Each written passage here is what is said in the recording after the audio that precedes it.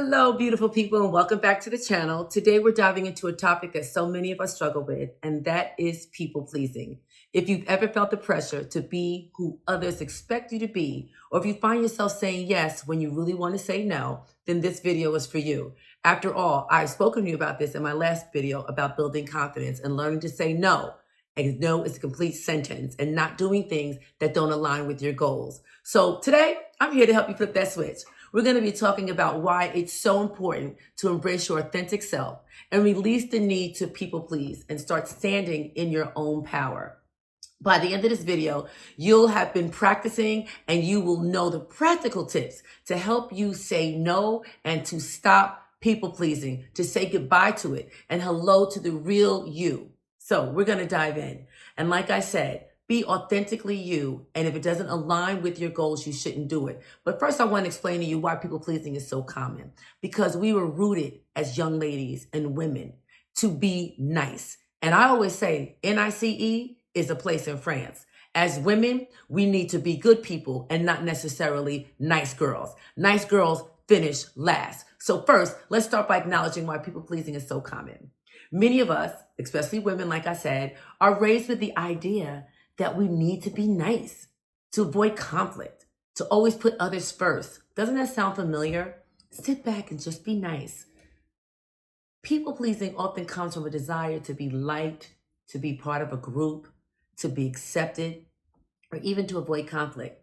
It can feel safer to agree with others or go along with what others want, even if it means sacrificing a bit of what you really want and a bit of yourself. So why would we do that? Because we've been trained to be nice. I already know that nice will get you nowhere. I don't call myself a nice person, but I am definitely a good person, full of empathy and compassion and generosity for those around me that I care for and love. But here's the truth. Constantly trying to please everyone else can leave us feel drained, unappreciated, and ultimately disconnected from who we really are. The good news, you don't have to live like this. Learning to set boundaries and embrace your authentic self is not only freeing, but it's also empowering. Can you imagine making decisions that only forward your goals, that making decisions that are intentional? So let's talk about making that shift by one, identifying our true values. What is it that we want to do? What is our goals? What is our growth mindset? What are our true values? If we're saying yes to things that oppose those things or conflict with it, then the answer should probably be no. So I want you to break the cycle of people pleasing. I want you to identify your true value. What is it that you truly value? When you know what's important to you, it becomes easier to say no to things that don't align with your values and yes to the things that do. So, for example, if you know that you have a big project due next week, and this is the yes or no of you getting that big break at your job, when you're asked to go out to dinner with friends or even your husband or your mate, the answer should probably be no, because that doesn't align with your goals. It might frustrate your goals. So take a few minutes to write down your top 5 values. Ask yourselves questions like this. What makes me feel fulfilled? What do I stand for? Whether it's honesty, family, a growth mindset, or creativity, knowing your core values is essential for you staying true to yourself and having that ability to say no when you know it doesn't align with your goals. So when you're clear on your values, it's always easier to make choices that reflect who you are, not who others want you to be. So I'm going to give you a few tricks on how to do this. So you're going to keep these values in a journal or a place you can see it. I use Post-it notes, and I oftentimes put them on my bathroom mirror to remind me to have a great day, affirmations, my values. Growth mindset is number 1 with me. Manifestation is number 1 with me. So you keep them where you could see them, on your mirror, on your phone, in your notes. I've always said, use that phone, use that Android, use notes, or on your desk. Let them be a constant reminder to make choices that honor who you authentically are, who you are unabashedly. The other thing I want you to do is to say no with kindness. Saying no doesn't mean that you're rude. One of the biggest challenges for recovering a people-pleasing person is that they believe that saying no is rude. So I'm going to teach you how to say no. Sounds scary, right? But saying no doesn't make you a bad person. It makes you an empowered one. It makes you one full of self-love for yourself. So when you say no to things that don't serve you, you're actually saying yes to things that do. So I want you to practice saying no kindly, but firmly. You don't have to give a long explanation. No is enough. No is a complete sentence. But if you want to add something because you're not used to doing it and you need to ease into just saying no, you can say something like this. I really appreciate the offer, but I'll have to pass this time. Oh, I really wish I could take your kids to the mall with you on Friday, but unfortunately I have other plans, instead of just saying no. And if they push, say, I'm sorry, I have other plans, but perhaps next week. So a polite but firm no in the mirror, and practice it. Practice looking in the mirror and saying, no, I'm sorry, I can't do that. Oh, I'm sorry, I'm unavailable for that event that night, but thank you for thinking of me. See, short, sweet, and guilt-free. So if saying no feels daunting, start small. Say no to little things, things with no stakes. For example, your girlfriend's calling you, they're going out for happy Friday, girls' night out, and you don't want to go because you're actually tired from working. So decline the invitation that you're not really excited about because you're tired. Start with the small things with little stakes. So each time you say no, you'll be confident and you'll realize that the world will not fall apart when you set a boundary. The world will not fall apart if you decline an event. Let's get rid of the fear of disapproval. Saying no should not cause you to be full of guilt or feeling that people are going to disapprove of you. They're not going to be accepting. Perhaps you won't get that invitation again. If that's really the truth, then they're not your circle. If you say no to an event, you should get invited to the next event. A huge part of people pleasing comes from the fear of disapproval, believe it or not. We're worried about what others might think if we show our true selves or if we say no. But here's the truth bomb for you. Not everyone has to like you. I'll say it again. Not everyone has to like you, and that's okay. Think about it. Do you genuinely like every single person you meet? Hell, do you generally like people that are in your lives today? No, you don't. Probably not. And that's perfectly normal. We're human beings. The same goes for others. There are some that love you, there are some that tolerate you, and there's some that just don't give a damn. So say no, because at the end of the day, everyone has their own lives. When you let go of the need for everyone's approval, you make space for the people who truly appreciate you as you are. So I'm going to share a personal story with you about a time that I felt that I might be disapproved of or not liked. I recently came off a 2-week seminar about 3 hours from my home each day, and I was invited by law school alum to attend a dinner where they were saying that I was the special surprise guest. And I said yes, not realizing, one, it was my anniversary, and two, that I wasn't leaving Princeton until 5 o'clock, and I wouldn't be getting to where they were until 8 o'clock in the evening, and I was leaving for Jamaica the next day.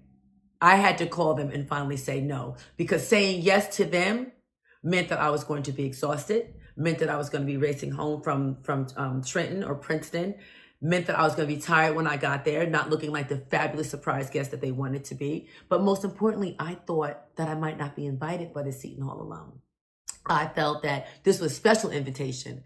And it turned out that I called them and said, you know what, I made a mistake. I'm not going to be able to make it. And their response was, that is perfectly fine. We're setting up another one after the holidays, and we still want you to be our special surprise guest. So saying no oftentimes works out.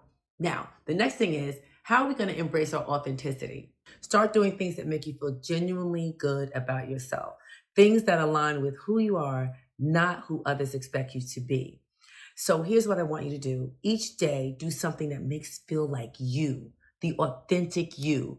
This could be wearing an outfit that makes you feel confident, working on your hobby you love, or expressing your opinion on something that matters to you. And every time you honor your true self, you're stepping into your power. This is how we're going to embrace our authenticity. So sometimes you have to look in the mirror and you have to say, look, today I'm going to do everything that makes me feel good. I'm going to do things that make Kecia feel good because I want to be authentic to her today. So if you like painting, planting, dancing, dressing up in a way that feels uniquely you, do that, whether it's for 5 minutes or an hour. That you time or that me time is an investment in your self-worth. So tell yourself this: I deserve to be seen and valued for who I truly am. Here's what I'm going to do today. I am not going to do anything that I don't want to do, and I am not going to do anything that doesn't align with my values. I need you to take a note on how you feel after doing something authentic. You should feel really great and confident because you're doing something that is authentically you, that is unabashedly you. And that feeling should be a reminder that when you're true to yourself, life feels fuller and you're way more in control of your happiness. The next thing I want you to do is reflect on your progress and always celebrate your wins.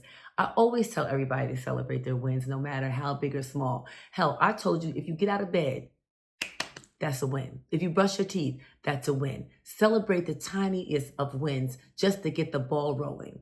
So one of the most important things you could do is reflect on your progress that you've been making and celebrating your wins, no matter how small.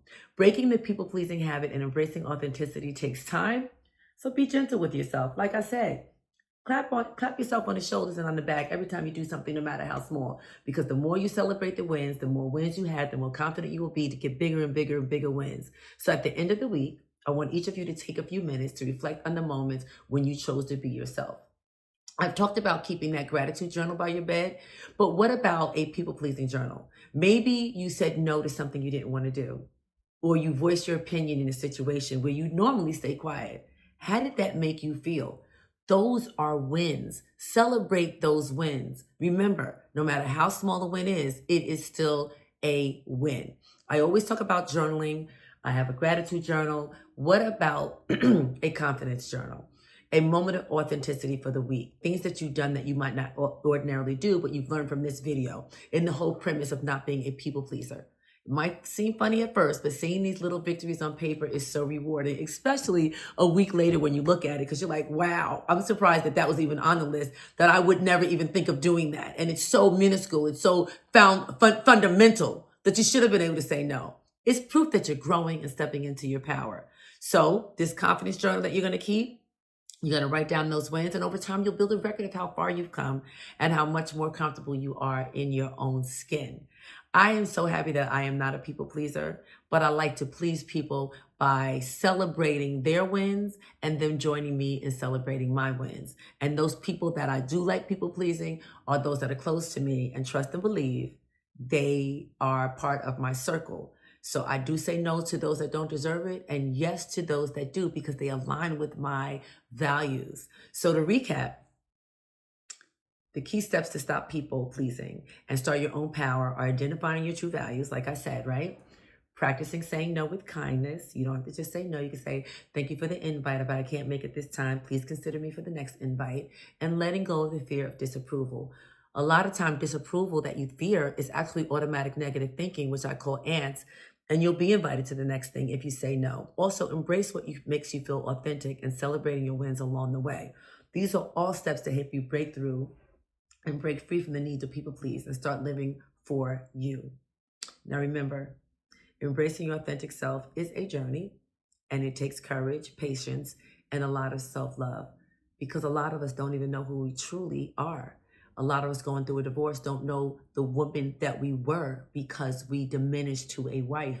So you're finding out who you are, and you're going to love it. But as you get more comfortable with who you are, you'll find that the right people will be drawn to the real you, and you'll feel more empowered than ever. So give yourself permission to shine unapologetically. Thank you so much for watching. Let me know in the comments which of these steps you're going to try first.